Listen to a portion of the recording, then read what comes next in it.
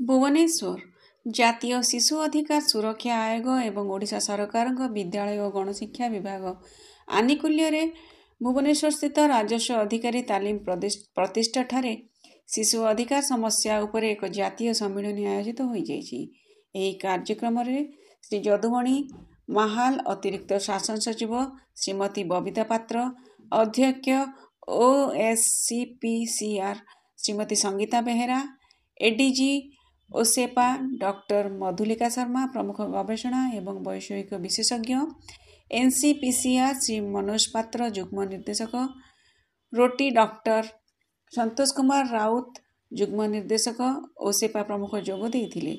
एथिसह ଏହି ସମ୍ମିଳନୀରେ ओसेपा अधिकारी जिला प्रशासन अतिरिक्त जिला शिक्षा अधिकारी मानसिक स्वास्थ्य अधिकारी DCPO एवं SMC PTA सदस्य माने सामिल थिले।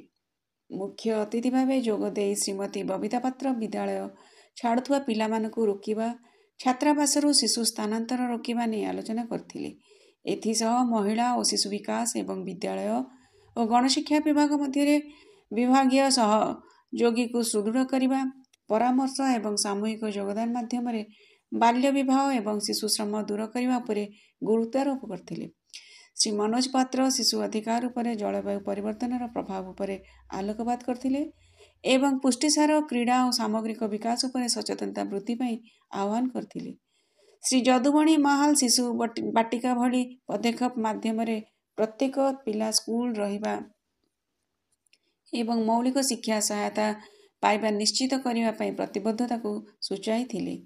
विद्यालय एवं संप्रदाय गुड़िक शिशु सुरक्षा एवं सामग्रिक कल्याण सुनिश्चित करने नीति एवं अभ्यास को आगक बढ़ाइबा यह सम्मेलन लक्ष्य। स्वागत भाषण में श्रीमती संगीता बेहेरा निरापद अंतर्भुक्त विद्यालय परिवेश आवश्यकता पर गुरुत्वारोप करथिले। डॉक्टर मधुलिका शर्मा NCPCR प्रमुख पदक्षेप उपर आलोकपात करथिले। एथिरे गत 6 मासरे 26,000 शिशु संबंधी मामलार समाधान श्रम एवं चालान द्वारा प्रभावित 2,300 शिशु को उद्धार एवं पुनर्वास 1,000 अधिक शिशु को घरोई जिला CCI गुड़ी को प्रत्यावर्तन एवं चीनी बोर्ड एवं AI आधारित मानसिक स्वास्थ्य सहायक व्यवस्था भली नूतन पदक्षेप अंतर्भुक्त। सम्मेलन में विशिष्ट विशेषज्ञों द्वारा विभिन्न अधिवेशन अनुष्ठित होता।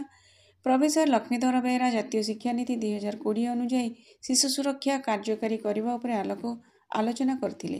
प्रोफेसर गौरांग चरण नंद सामग्रिक शिक्षा परिप्रेक्षी मानसिक स्वास्थ्य एवं सुस्थता उपर वक्तव्य रखिथिले एवं प्रोफेसर विराज स्वाई किशोर न्याय पोस्को एवं शिशु सुरक्षा संपर्कित आईनगत नीति उपर विस्तृत भाव में आलोकपात करथिले।